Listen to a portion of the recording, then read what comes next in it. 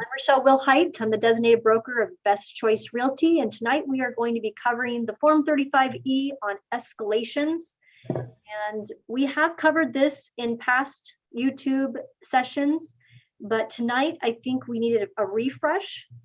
Escalations 35E they're not going away. In fact, we're seeing more usage of the 35E and more misunderstandings, I would say, at all different brokerages. So my purpose here tonight is to make sure that you at Best Choice Realty are very informed as far as how to use the escalation, maybe some of the pitfalls that we're going to talk about tonight, and also we're going to practice doing the worksheet. As a seller or as a new listing agent, maybe you've never used a 35E before, and you want to be able to have the knowledge base to be able to fill out that worksheet. Because if you're not filling it out correctly, we can run the risk that we are not selling for the price that your seller is hoping to sell for. So that's what we're covering tonight. And if you have questions, go ahead and put those in the chat. We'll try to get to the questions as much as we possibly can tonight. And if you have a personal situation or something you're working on from this weekend, you're just wanting to compare, it'd be best if you let us know rather than use the escalation and not know what you're doing. Make sure that you fully understand how to fill out that worksheet. So let's go ahead and jump right into the 35E. Before I guess we've got a few other slides we want to cover, but offer suggestions. This is something we designed back when we did the offer cover letter. And I just want to make sure you guys know where to find it. It is in the bestchoicerealtyhomes.com in the member downloads. And it's in a Word document, so you can actually, as a listing agent, fill in the important information, such as what does the seller want for closing? What do the sellers have attached as supplements? Or what kind of disclosures is the seller providing, such as a listing inspection or some preliminary information about the title or the 22J or the 22K, making sure that the buyer's agents are aware of what the seller is providing. And it's helpful if you have this attached in the supplements. Some of our brokers have went ahead and used this, and it's been very successful in trying to get some of those buyer's agents that may not be trained in how to properly assemble an offer that's a winning offer. They have some direction, and you can almost kind of self-train them by just putting up this offer suggestions. And again, only if your seller allows you to do this would I put this up, but I think it definitely helps those buyer's agents be very specific about how they structure their offers. And then it puts your name and your phone number in there. Again, bestchoicerealtyhomes.com in the member downloads, and it's editable so you can make those adjustments from a listing agent's perspective. Okay, next slide. So jumping right in, this is taken right from the 35E, and this is probably the most asked question that I've received in the last 2-3 weeks. And wouldn't you believe it, Shannon and I did this conference call back a year ago, almost to the date, but unfortunately, this was new forms. So we actually were not used to using the new form, but now since we've a year into this, we are seeing a lot of questions and a lot of usage of the 35E, and therefore it does need to be recorded or redone today. So we are very excited to kind of go over the 35E with you today. Term 4 is like, every day it seems like I'm getting asked this question, so I might as well just go ahead and explain it to all of you. How do I fill out the worksheet? What goes in what spot? Even with very experienced brokers, it kind of, the line numbers change. And so it's helpful if you are calling me, if you kind of know which direction you're going to go.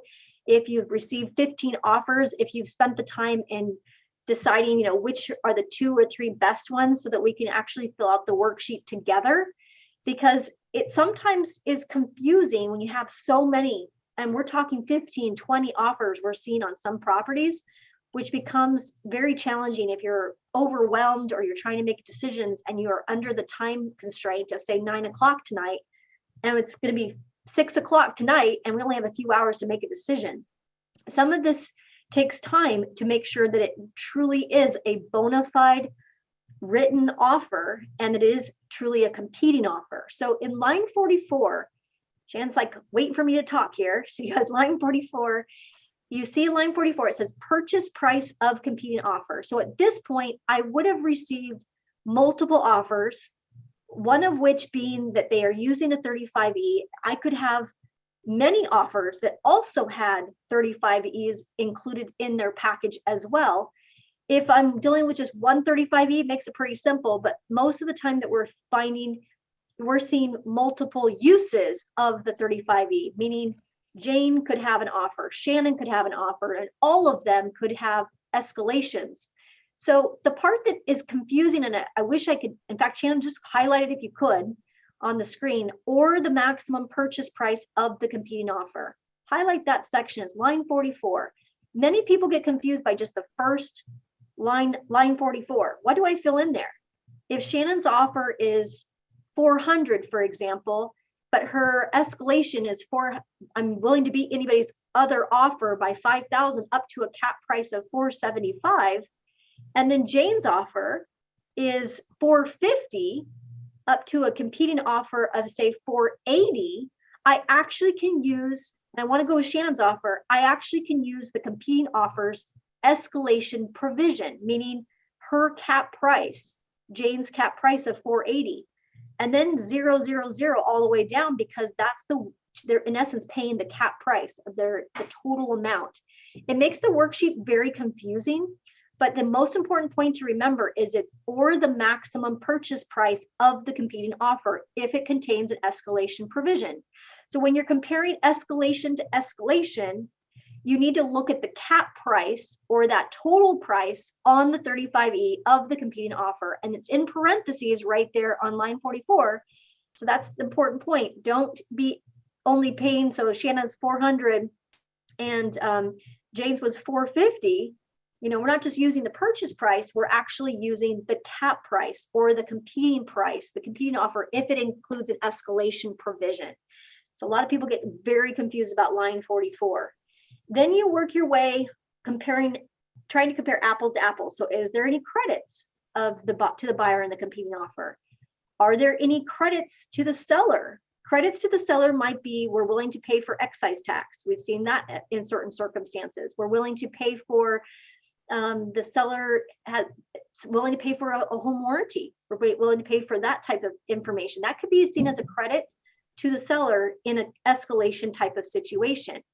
Any mistake that you make to the worksheet could cost your seller a lot of money. So you want to make sure you get this worksheet done right.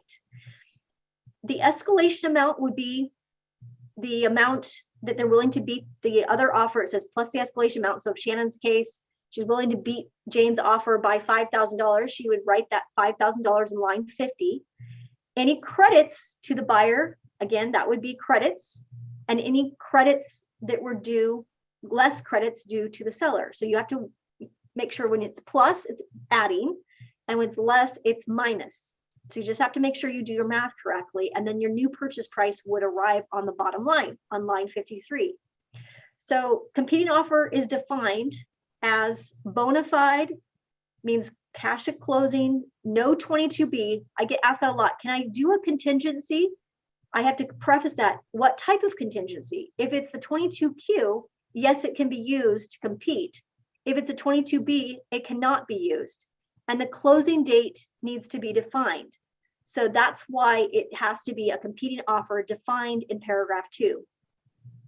The net purchase price means that the purchase price of the escalated price, including credits or to the buyer or the seller. Again, if people are throwing in some creativity, which many people are doing right now, they're maybe having a roof, or they're having to pre-negotiate things. For example, it needs a lot of work on the house. And so the seller is willing to credit the buyer X amount of dollars for the roof to be replaced. That would be an example of a credit that seller is offering. We have to make sure that it's written into the contract and it's perfectly explained on the worksheet. So any type of creative language or credits or debits, be very careful in financing 22A. Sometimes they'll sneak a little credit there or a debit there, depending on who you're representing in the 22A and that term, that second page. And that's unfortunate because sometimes you do the math wrong and then we end up having to rework the entire deal. So that's not a good place to be. Luckily, Best Choice Realty, knock on wood, we have never had an instance like that since they've rolled out this new form. but I've heard of other brokerages going through very, very difficult situations with their seller and with their buyer, so much so that they've had to go to court or negotiate or mediate outside of the contract to get that resolved. So we want to make sure you fully understand. If you have any hesitancy at all in knowing how to fill out the worksheet, you need to call me so we can go through it together and make sure we're filling it out completely. And I want to have a copy of the other offer that's making it escalate. So I'll need a copy of both offers, the one that you're going to go with, and a copy of the competing offer in order to help you in properly filling out this term 4, the worksheet, when you represent a seller. Next slide, Shannon. Let's practice doing the worksheet together. And I know we've got questions coming in. It's okay. But what happens if I don't do it right? Luckily, I have not had to use the 35EN. So as of today's date, we have not had to use it from the buyer standpoint or from the seller standpoint.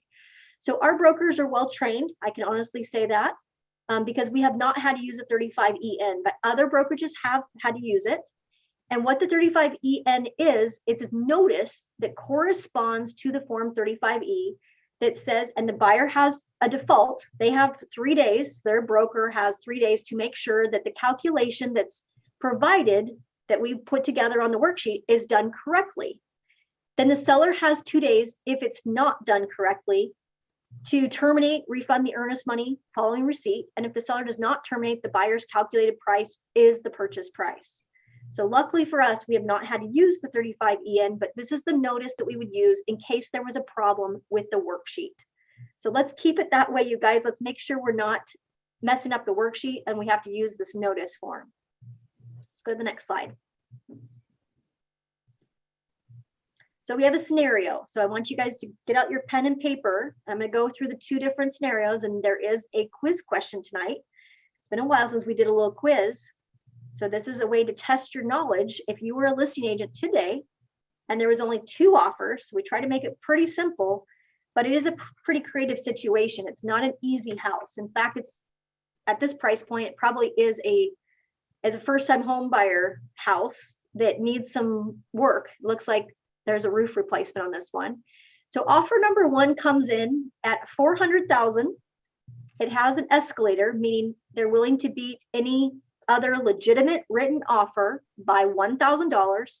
Heads up, you guys, I'm not seeing $1,000 escalators. I'm seeing more like 3, 5, 10, 15,000 escalations. So you've got to really, when you think about your escalation, when you're writing your 35E, think about what would make the seller go with your offer. So I don't like this escalation, even though I have it as a sample for tonight. But $1,000 is not enough to make a seller decide I'm going to go with offer number 1 over offer number 2. So, you know, we're going to basically look at offer number 1, even though it's like $1,000 escalator. I would not take that and use that $1,000. I would say you probably need to get your buyers on board with providing a more lucrative escalator when you're using the 35E. But nonetheless, this is the scenario for tonight. It goes up to a cap price. That means the competing offer would go up to $450. That would be on the 35E. The seller in the offer, usually it's put in the 22D. It would say, you know, seller agrees to contribute $10,000 for roof replacement, or seller will contribute $10,000 to buyer's allowable closing costs. It'd be something written into the contract like that. They may have prefaced it in their offer cover letter, you know, kind of giving you kind of an idea that the seller is received bids to have the roof finished. Season's been pretty bad. The water's been pretty heavy. Rain's been a lot. So maybe the seller has already contracted with that roofer to actually contribute to the roof replacement. But nonetheless, it needs to be accounted for on the offer. So seller contributes $10,000 for the roof replacement, and the buyer will pay. This is something very creative that some buyers have chosen to do. The buyer has decided that they will pay for the seller's closing costs up to $3,000. Maybe they're paying for the excise tax. Maybe they're paying for maybe a home warranty. There's credits that they're willing to pay. They're willing to pay for the seller's closing costs up to $3,000. They've written that into their addendum. I know there is an addendum written by Coldwell Banker that they have that ability to contribute. We actually have an addendum that allows for the buyer to contribute to seller's closing costs. So there is somewhere in the offer that written in, and you'll usually find it in 22D other, you'll usually find it on a Form 34, or you'll see that written into a firm contract, such as Coldwell Banker's contract or Best Choice Realty's addendum. So watch those addenda very carefully, because that's where you can run the risk that you're not calculating your worksheet correctly on term 4 on 35E. So that's offer number 1. Offer number 2, gosh, we were so lucky. We got another offer that came in at $420, and it was a $5,000 escalation. And the 435 is the cap. So it was going to be any other offer by 5,000 to a cap of 435. The seller is going to pay for the buyer's closing costs up to $5,000. And then the buyer's commission is reduced from $12,000 to $5,000. So they kind of were getting creative as well. Like, oh, we don't really need to take a full commission. I've been showing my clients a lot of houses. So basically I've got the two offers here. Here's the worksheet in case you're like, no, which one do I want to go with? Yeah, the poll went up. That's great. But while you guys are filling out the answer to the question, the poll question is, what is the new purchase price? Go ahead and answer the correct, do your worksheet correctly and test yourself and see if you've got this down. But the purchase price of the competing offer definitely needs to be, I'll give you the purchase price of the competing offer is what? You got to work that first and figure out what is the new purchase price. We'll give you, let's give them three to 5 minutes, Shannon, to kind of work the math. Does that sound good? Sounds good to me.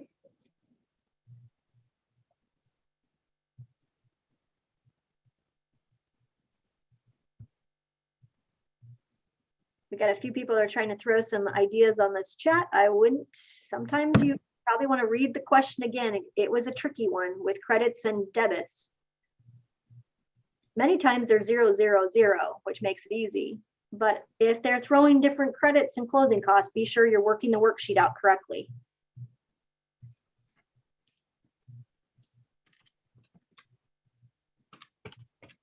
The commission on offer number 1 is just, it doesn't really matter. It's just a regular commission. So it's whatever was offered on the MLS. That should have no bearing.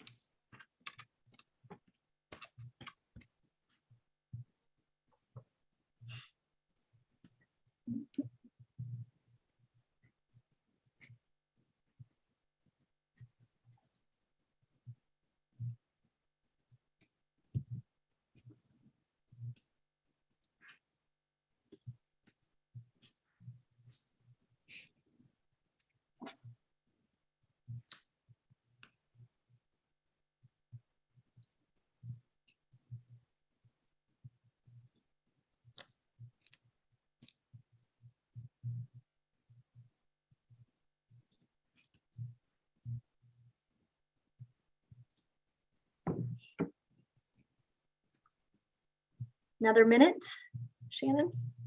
Yep, 1 more minute.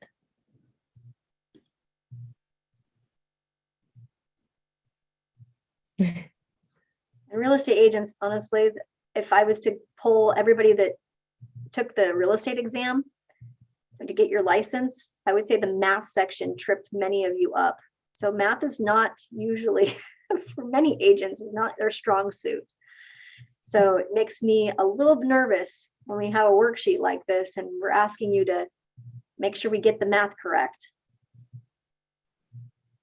And that's probably why some brokers are saying, no, we don't want you to use the escalations. We want you to remove the escalations and just come up with your price.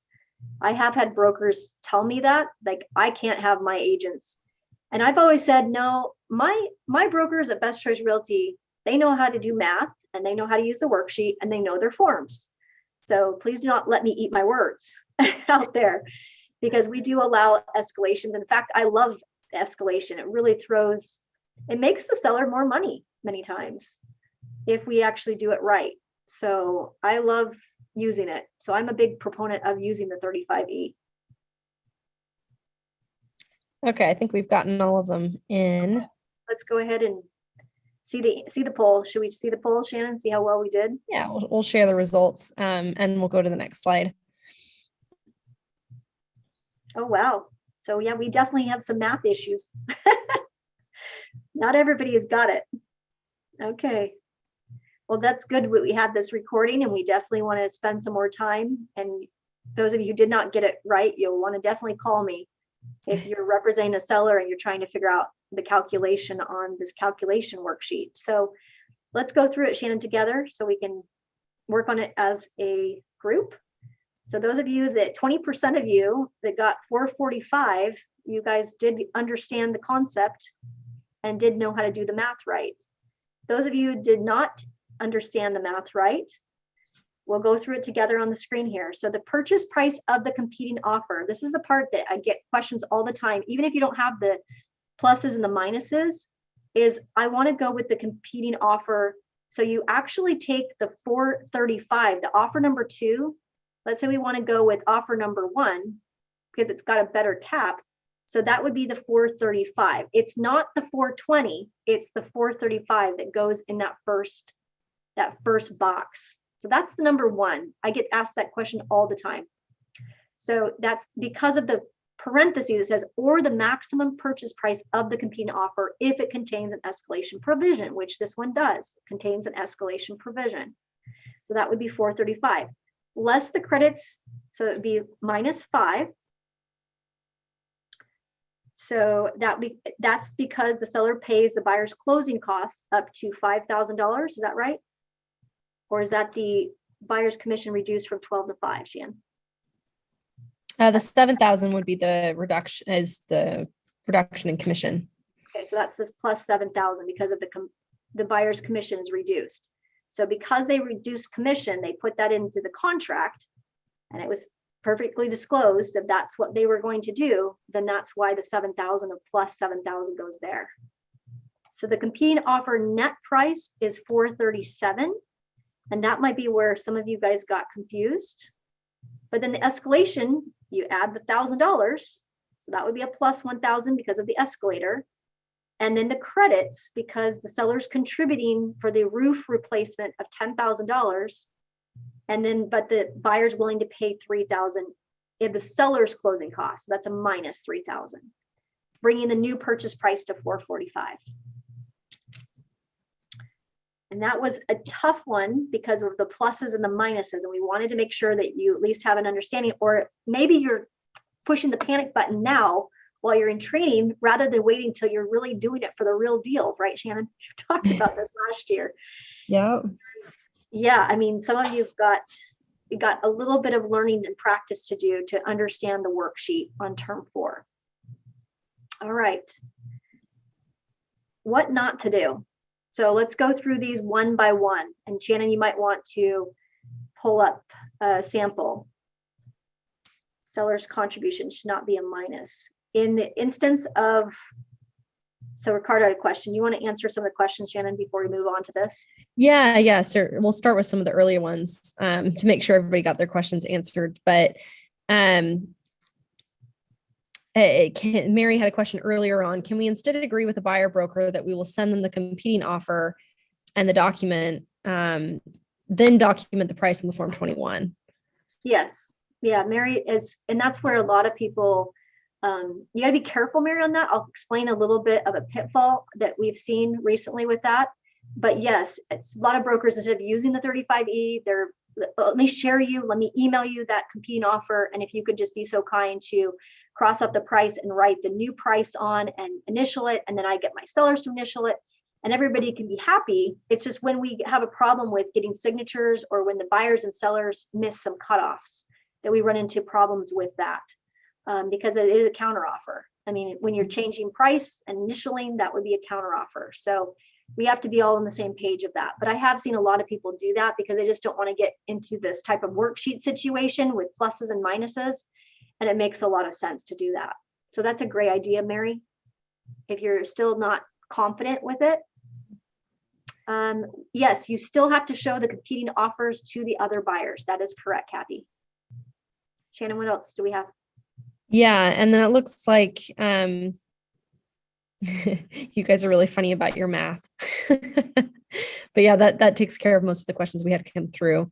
Where's the best place to ask for contributions? I think it's places where it depends on how you're trying to, sneak it in. If you're a buyer's agent, the best place to put it into contributions of seller paying. I mean, we've had some brokers that it was clearly on the Form 22A where we needed closing costs to be written in.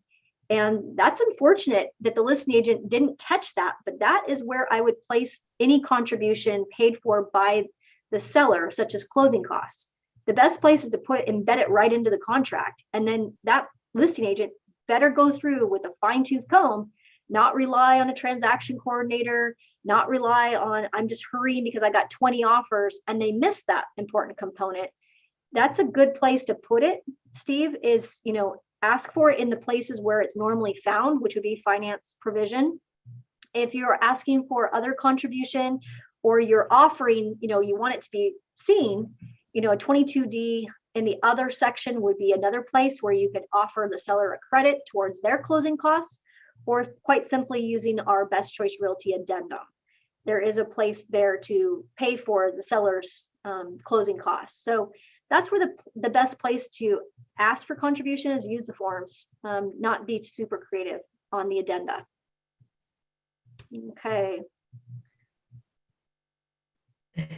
Okay, anything else in the chats? No. Yeah, we've got a lot of questions regarding the math.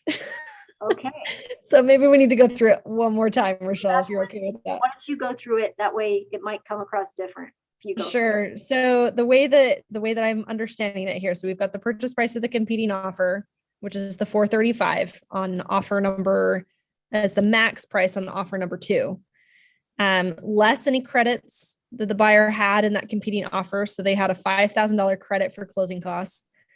They also, the buyer's agent reduced their commission, which would be considered a seller credit. So that's why it's a positive 7,000. So that would be 12,000 minus 5,000. The difference is 7. So that gets us at least the net offer price for the competing offer 437. For them to have won the deal, they would have their net to the seller is 437. Okay. So then we start going into the second bit of calculation, which is plus the escalation. So offer number 1 said they'd be willing to beat any other offer by $1,000. So plus the escalation amount of $1,000 so that this one could win, but they've got some credits. So they have a $10,000 credit to buyer basically for a roof replacement. So that's why there's a positive $10,000 credit to buyer. And then there's less credits. So in this case, the buyer is willing to offset some of the seller's costs for their closing costs by $3,000, which is why that one's a negative. So that gets you to 445 for the total purchase price on this one. It is a tricky one because we've got credits on both sides. Normally they're not this complicated. Usually it's 1, maybe 2. In this case, we wanted to have a really, really tricky situation just because this is like our worst case scenario. If you're a listing agent and you're trying to kind of go through the credits and the minuses. Put up on the screen the worksheet that we have that Candace for her property. Just throw that one on the screen. Sure. Let me see if I can show that for you guys. Not this one. We do have a blank worksheet that you guys can fill in. So if you do need that, let us know. Go to the next one, Shannon. It was the second email from Candace. There you go. Yep, go down. So this is a real example here, 500. So you can see earnest money, closing date, inspection contingency. So if you're comparing offer number 1, offer number 3, you've got net offer price. See, a lot of them have pre-approval letters, down payment, 0, 30%. Yes, there's a 22 AD. 22 AD has nothing to do with the escalation. I've been asked that as well.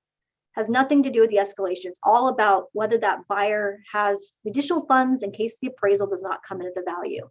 But that does not play into the 35E. So a lot of people have been confused about that. But if you look at these, Shannon, I mean, let's just take 2 offers and compete, compete them down the line, do the worksheet for them. Sure. So let's just compare for argument's sake. Looks like 1, 2, and 3. We'll just pick 1 and 2. Does that have an escalation? Let's see if they do. I'm trying to understand this form. Yes, it has an escalation. You need to go with the escalation. Let's go with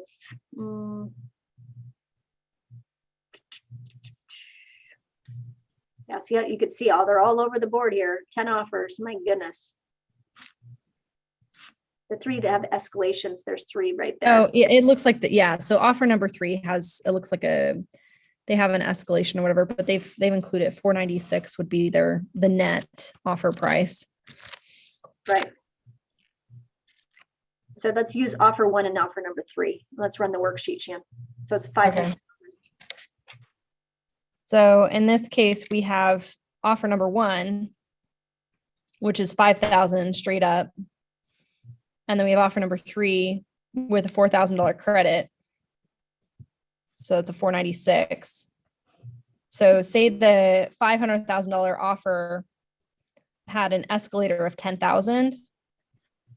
So that would be $496 on the top line on the escalation. And then on the bottom line, you would just add the $10K. And then that gets you to what is that, 506? Yeah. Yeah. Let's go through on the 35E. So it's offer number 1. If you guys are going to take a picture of that, and you could see kind of earnest money, closing date. I mean, it really doesn't matter, all of that stuff, when you're really trying to compare which escalation is the best, right? So let's go with the 500 and the 496. Let's go with that one, Shannon. Let's make up the escalation as $10,000. They're willing to be any other offer. So go into like a 35E, the worksheet. Yeah, we can just go to a blank worksheet. Yep. And then let's put in, so we're going to use, in this example, they won't have all of this, the credits and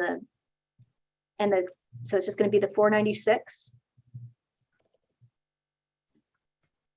And then less the credits. So that would be, I have to probably go back.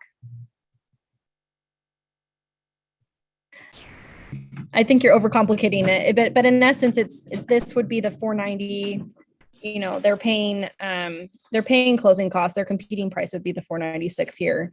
The escalation on this one would be 10K, and that gets you down to the net, which would be the 506. 506, right. Yeah. The zeros would go on the other form. So there's less credits, would be zeros on that. Mm-hmm. Actually, the top would be 500, but they had credits. So it'd be 500 minus, they needed closing costs on this one. Right. They had 4,000 closing costs. Yep. And that gets you to the 506. Okay. Yeah. And that 0 on that one and 0 on the other. So you do need to put in zeros. If you don't, it's not a huge deal, but it just helps knowing that you have it all filled out correctly. Okay, perfect. So that's an easy one. So just to wrap up, what are some of the common pitfalls, what not to do? So number 1, not including the competing offer in the same package. You really should be doing that. So if you're going to be the listing agent and you're going to use the escalation, you have to include a copy of the competing offer. And it really should be, it should be in the same email, but I don't even like messing around with that. Just put it in the same package that your seller actually signed. So they're not signing the competing offer. You're just including it at the very back of the same package. And then that way you can't say that you didn't include a copy of the competing offer when you send around mutual acceptance. You cannot cross off any names, black out any parts of the competing offer when supplying the final mutual acceptance. Don't get creative with custom language or credits if you're using the 35E. Many of you have and I have caught a few of you that have not compared the best offer. Like you just didn't realize how to look at the competing offer and is that really the best offer for your seller? Sometimes you want to really look at those offers in its entirety, check with the lenders, make sure that you've really uncovered the best offer for your seller. Sometimes it's not the highest price. Sometimes we found that the other offer is better because the terms, for example, the closing date is a lot sooner so that your seller can get paid and move to their next house better than if they would have waited for 30 days. We had a cash offer that one of our agents went with, which actually ended up not being the best offer. because the cash offer fell apart on inspection. So there's a lot of different reasons on comparing the best offer. Make sure it's the best for your seller, including closing date, possession date, getting the funds, inspections. It sometimes is not about the top price. You may want to use a different escalator than the one that is actually netting more, just because of the way it's structured. Communication, texting is not in writing. So if you got a competing offer from Shannon today and Shannon's like, I'm willing to beat that other offer by 507, that is not considered in writing, which means that you cannot use that for your escalation. You cannot use her text message as a way to compare or compete. So texting is not writing. It needs to be on an addendum or cross-offs, initialed by the party. That would be considered an adjustment in the offer or the escalator. Letting the offer expiration pass, meaning the date on the top of the contract, it says that, if I was to make an offer today and I had the offer expiration date as today, and I had a 35E and another buyer had written an offer in competition with the 35E, and their offer expired tomorrow, they're trying to use mine as a way to negotiate with the other, but my offer expires at 9 p.m. That is also not a proper way. And you can actually sell the home for a lot less if you are not watching those expiration dates. You have to respond and you have to get mutual acceptance before that offer expires. The last one I'll cover is kind of to Mary's point. There has been quite a bit of this in recent days where the buyer becomes spooked because you're not showing the competing offer, but you're asking for the counter offer on the price. And the way it usually goes down is the listing agent would say, Rochelle, you know what? Thank you so much for your offer, but my broker does not want to use 35E. And so we want to go with your offer. And they're verbally negotiating with you or your buyer, but they're not wanting to show their hand or not wanting to show that competing offer. That makes the buyer very, very nervous. And they should be nervous because the chances of it not being proper is pretty high. And they may be spooked by the whole process. So one of our top producers actually mentioned that to me this last week, saying my buyer almost didn't go forward with a very sizable purchase and sale agreement because they were spooked by the way the listing agent communicated. As it kind of played out, it was a good competing offer, but it was just the way it was communicated and the way it was handled that almost spooked the buyer away from going with that property. So be very careful if you are going to have them cross things off or counter on price or amend the purchase price using a Form 34, or you use a Form 36 and you counter them on price and you remove the 35E. Just make sure that they're not spooked by that process so that you end up losing them as a buyer. They find some other loophole of a way to get out of the deal because they're feeling like they overpaid for the house because of how it was communicated.